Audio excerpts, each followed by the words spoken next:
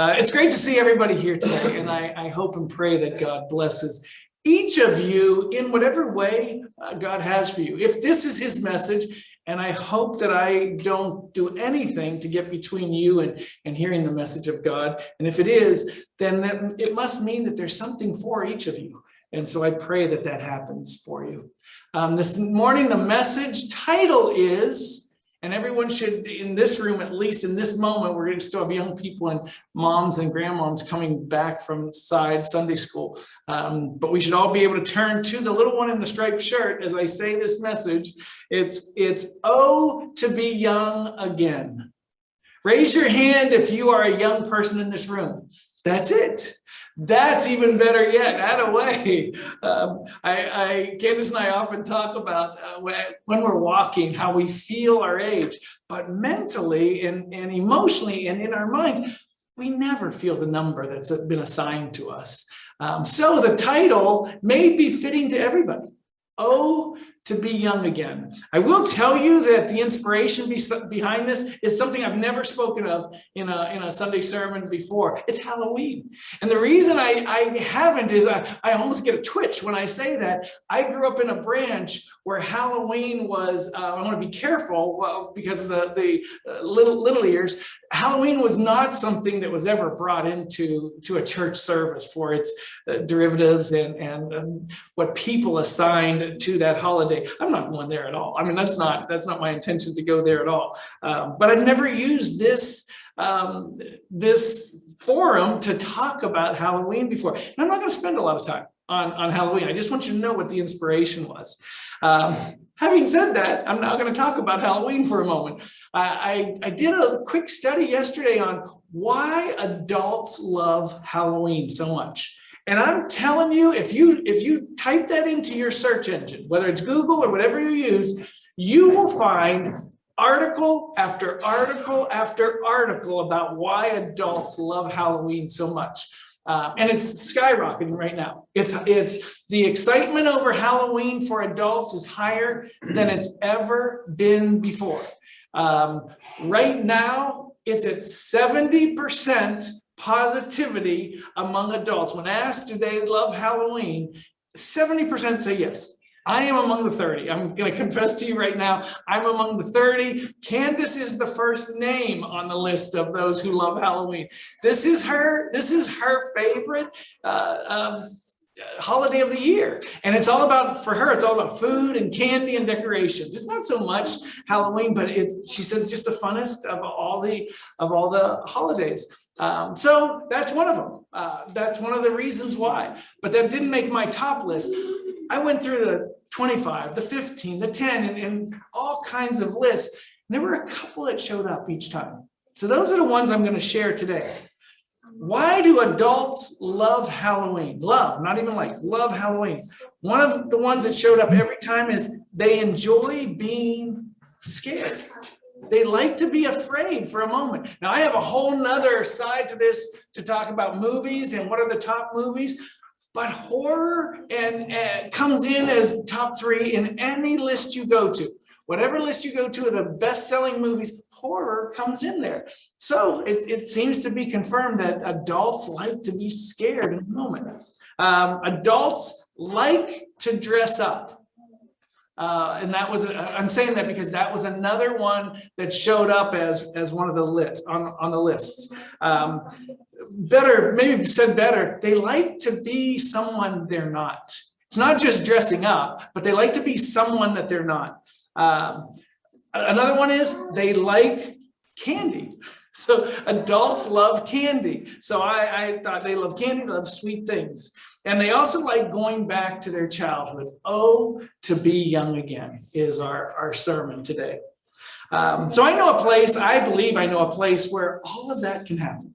Doesn't have to be October 31st. So coincidentally, the two worlds collide in this particular moment, being Halloween Day, but also I believe church is a place where all those things that I just read can happen.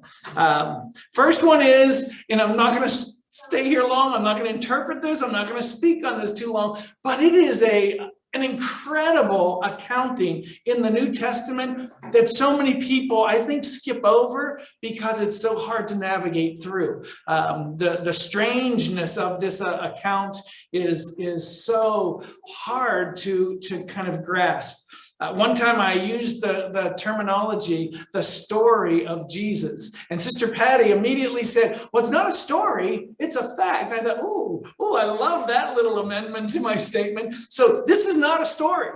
This is, in Sister Patty's words, this is a fact. So I'm going to read this to you out of Matthew. It's Matthew, the 27th chapter, 50 through 53. It may not be worth going to, but certainly to note and go back on your own to look at this. Again, adults love scary things for a moment. There's a great line from Pirates of the Caribbean, and he says, "You don't believe in ghost stories? Well, you're in one now," or however the one pirate says that, or one ghost says that. "You don't like scary stories? Well, you're in one now." And it comes to you from Matthew 27, 50 through 53.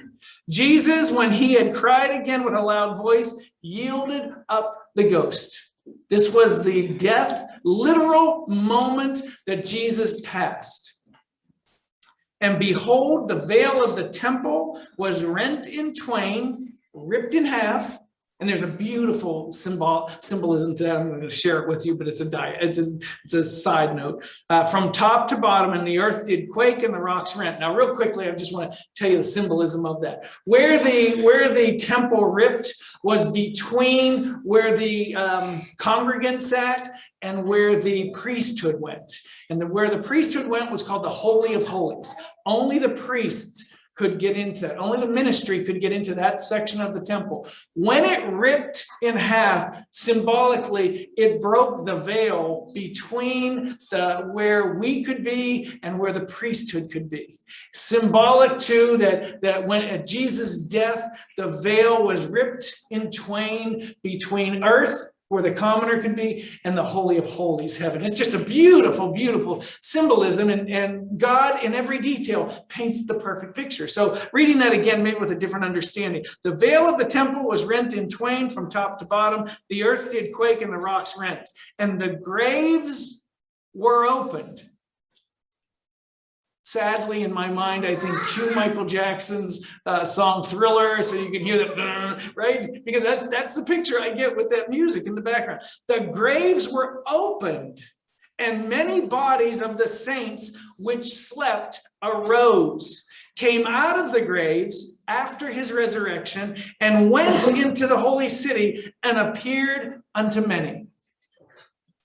So again, you like scary things? We can supply scary things to you. I'm not going to spend any time on that. I really just read that to you. It has really nothing to do with the sermon, other than we can appease all those loves that adults want. You want to dress up? This is just my own opinion. You want to dress up? Come to church. Wear your Sunday best and come to church, and you get to do a little dress up. You don't have to wait for Halloween. One of my favorite things that happens on a Sunday morning. I'm so sorry to highlight her again and again and again, especially after opening in prayer. She probably says, "Oh, please don't bring my name into it again." But there are Sundays when Sister Patty shows up in church clothes, and I just am so taken by the humility and the effort to show up for church online dressed, knowing that she's in the Holy of Holies in the service. So again, I apologize to embarrass it. That was not my intent. It just always moves me when I see that. Where we are going to go is Matthew 18. If you want to open your scripture, that's going to be the fodder for the entire meeting. So we're not going to get very from Matthew 18 going forward. Again, what I'm telling you is we have a place to land if those are some of the things you love. Matthew 18. If you like sweets, let me introduce you to children, the sweetest of sweets. At the same time came the disciples unto Jesus, Matthew 18:1, came to Jesus saying, "Who is the greatest in the kingdom of heaven?" Understand where that question is born from, so that we get this. That question is born from adult pride, right? Lonnie and I are sitting together and Jesus is in front of us and we're nudging each other with our elbows going, "I'm better, no, I'm better, no, I'm better." And then Lonnie says, "I got a question for you." And he shoves me a little bit. "Which is the greatest in the kingdom of heaven?" Awaiting the answer. Oh, it's Lonnie Oldham. That's why this question's being asked. These are adults wanting to know, where do we land? Are we among those who believe in you? Are those who have this status on earth? They're trying to get an answer that feeds their need. Children have none of that.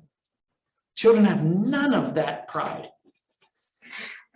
Which is the greatest in the kingdom of heaven? And Jesus called a little child to him and set him in the midst of them and said, verily I say unto you, except you be converted and become as little children, you shall not enter into the kingdom of heaven. Whosoever therefore shall humble himself as this little child, the same is greatest in the kingdom of heaven. You want to know who's greatest? Let me reach down and pick up purity and show you what pureness is. You want to get to heaven? You want to know who's greatest? It's the least among you.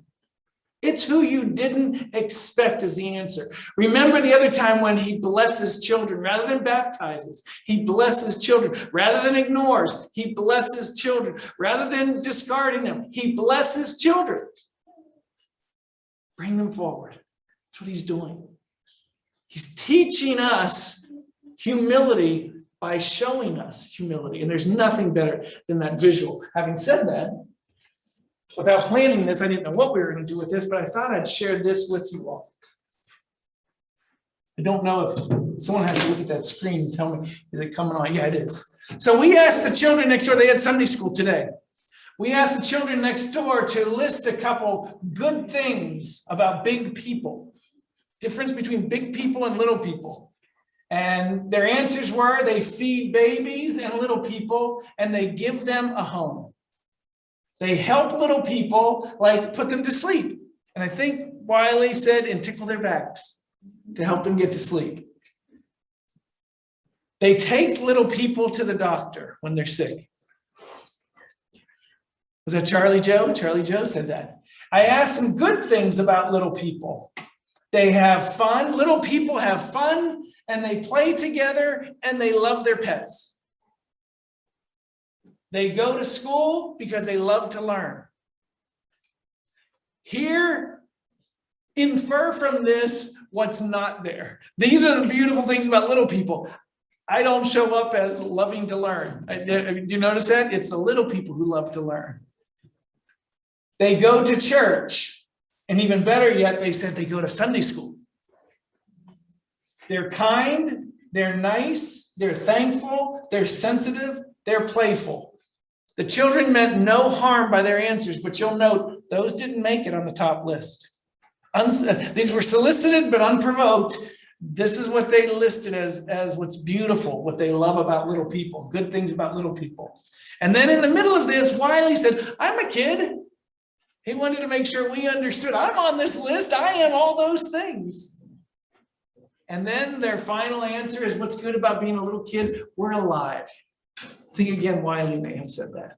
Just beautiful. And Ryan? And I would just say this, that we would humble ourselves as this child, the same is the greatest in the kingdom of heaven, as the answer in verse 4. If you love sweetness, we're going back to this, be as a little child. Sweetness on this earth, little children. One of my favorite pictures is when an adult picks up a child and holds them, and the way they view them in those moments. And I believe it's a rekindling for us to our youth when we love on little children. Little children do something that adults don't do. They give indiscriminately, meaning they give just to give. Unfortunately, we learn the curse of giving as an adult, give to receive. We give that we might get something back too often. And children just give.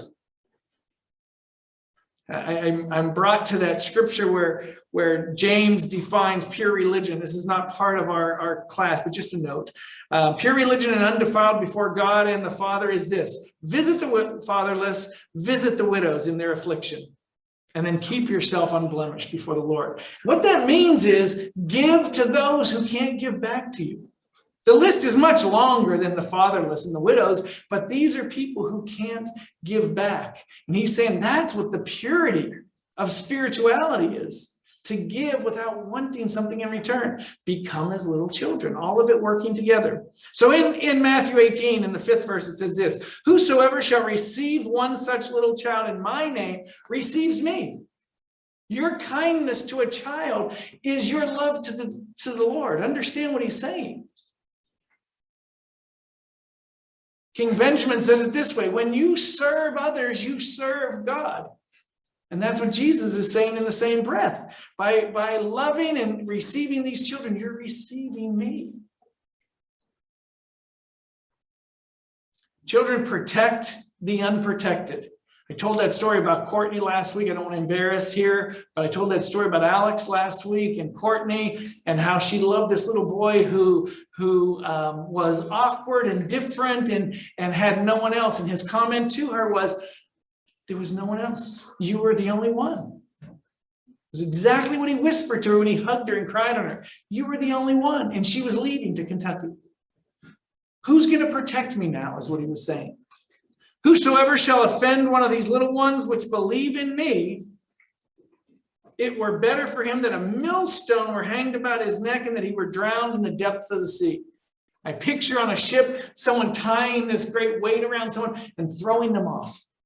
And sinking, no defense, just sinking to the bottom. It's better that that happened to you than you offend a little child. He uses visuals with his words. It's beautiful the way the Lord teaches, so that you can see this in your mind.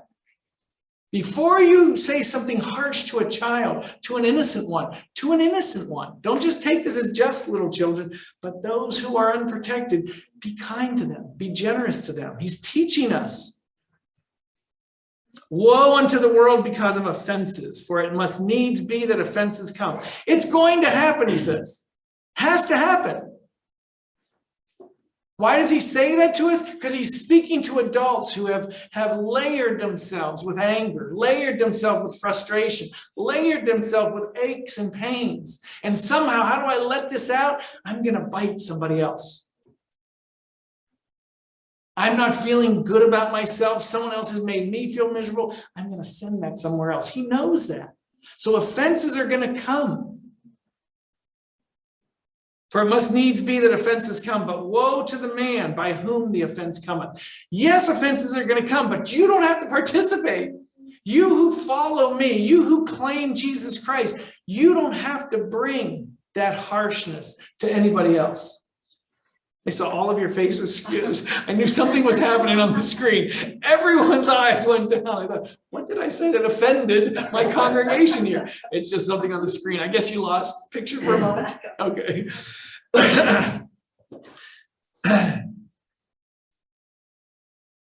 These verses I absolutely love, and they seem way, way too far, too extreme. But what he's saying is, again, he's drawing a visual for you. He wants you to see what would be better. And your instinct is going to say, that's not what he means literally, but maybe what he's saying, he's not telling anyone to do this, but maybe what he's saying is exactly what he says at the end. It would be better. So listen to the extreme examples he uses here in verse 8. Wherefore, if your hand or your foot offend, how would a foot offend? It takes you to places you shouldn't go. So you understand. It's not necessarily kicking somebody, but it's where do your feet take you? Love the armor of God. It says that the feet are shod with a preparation of peace, meaning it should take you to peaceful places, not places that are going to disturb you or others. So again, wherefore, if the hand or foot offend, cut them off. How's that for an example? Right? How's that? What he's really saying is don't do what you've been doing. That's what he's really saying. But if you can't stop, our ultimate goal is to get to heaven. And if that's going to keep you from there, then, but listen to me. Let's not anyone go to the extreme. Get yourself in order before you do anything like this. It's better for you to enter into life halt or maimed rather than having 2 hands or 2 feet to be cast into everlasting fire. If you can't handle your business, then we'll take extreme measures, is what he's saying. Don't anyone take extreme measures. And if thy eye offend thee, if you can't stop looking and lusting or whatever your eyes are taking, looking at things that are too tempting for you, if that's the case, he says, pluck it out. Again, don't anyone take the extremes on these. Cast it from thee. It's better that you enter into life with one eye rather than having two eyes and be cast into hellfire. He's trying to explain the seriousness of getting back to your innocence, getting back to being like a child, getting back to purity and pureness. Everything that he just listed, hands, feet, eyes, are all to impurities. Keep your hands and use them to help others. That same hand that you would take the extreme and eliminate should be reaching down and picking someone up. Physically, emotionally, verbally, every way possible, pick that person up. If you see someone on the ground, don't offend with your foot and kick them while they're down. Help pick them up. If you like sweets, children are the answer. Okay, if that's what draws you to this holiday, children are as sweet as anything on this earth, is what Jesus Christ is saying. So take heed that you despise not one of these little ones. For I say unto you that in heaven their angels do always behold the face of my Father which is in heaven. For the Son of Man is come to save that which was lost. Now he's speaking directly to his congregation. And he's going to liken them to a lost child. Literally to a lost sheep in this example, but to a lost child. If you were at a mall and your child strayed away and your family was together, wouldn't you run to find that one child? Maybe there's 5 children here. You'd run to find that child. Candace right now, I'm guessing, is flashing to Disney World when Aubrey disappeared. We had our children together, and Aubrey, who is her father, saw something pretty and wandered off, whatever. And there she went. And before we knew it, she was gone. Candace left the protector role of the other ones and ran to find her child. Obviously, I was in charge of keeping the other 2 together, and she was gone and found Aubrey quickly. See what Jesus says. How think ye, if a man have 100 sheep and one of them is gone astray, doth he not leave the 99 and go into the mountains and seek that which has gone astray? Candace went into the mountains to find her little lost sheep. And if so, it so be that he find it, verily I say unto you, he rejoices more of that sheep than of the 99 which didn't go astray. Even so, it is not the will of your Father which is in heaven that one of these little ones should perish. So if you love sweetness, embrace children. If you love sweetness, be sweet, be kind, be generous, be loving. It's really that simple. This is not an endorsement of a holiday, but an endorsement of what people are seeking. I understand the list that we read. I understand wanting to be someone you're not. You want to be someone you're not? Embrace the Lord. Let his Holy Spirit wash over you and change you completely. You can dress up for the rest of your life as someone you're not. You put that old man down in the water and that new man comes out. Embrace that change. Don't put a mask on that scares everybody. Put a new face on that represents joy. I'm certain of this. All of us come from places that we can find darkness in. All of us as adults. Maybe some different. Maybe some worse. Maybe some less. None of that matters. Because my pain is not relative to yours. And whatever it is that harmed me in my years before this moment, it only relates to me. So it doesn't matter, though I care about your pain, it doesn't matter if yours was worse or less than mine. Mine is mine. Yours is yours. And Jesus Christ promises, I'll come in and rescue you from whatever it is. You don't have to wear that angry mask anymore. You don't have to wear that scary mask anymore of a person who's disgruntled or filled with rage. Last night, Candace and I were watching one inning or two of the World Series, and they brought a closer in. Someone came out of the bullpen to close out the Braves. And our immediate comment was, "Ooh, he's angry, isn't he?" He put his game face on and he was pitching. "Ooh, he's angry, isn't he?" That face, whatever that mask was that he was wearing, he put that mask on to scare the batters. But I see that mask everywhere I go. I see people who claim to be believers in the Lord filled with anger and rage, pretending it to be righteous indignation, when truly all it is they're just angry people. And they're not allowing the love of the Lord to wash over them.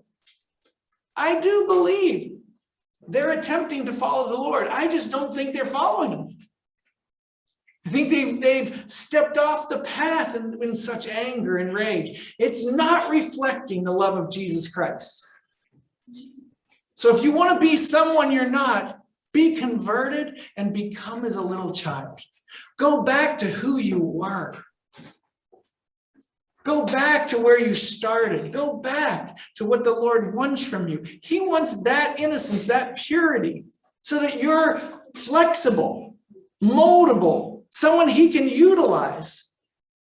When we get caught up in ourselves and in our own needs and our own wants and our own angers, our own frustrations, we lose our ability to be changed as he wants us. Be converted and become as little children. I want to be sure you heard what he said to them. Little children. Before anything has changed them. While they're still yet fresh and willing and open and learning, as one of them said. We go to school because we love to learn. Go back to that person. Sometimes when I pick a child up, I'm overwhelmed by the thought that I was this little human being at one point in my life. At some point, Jimmy, everybody in your family picked you up when they saw you.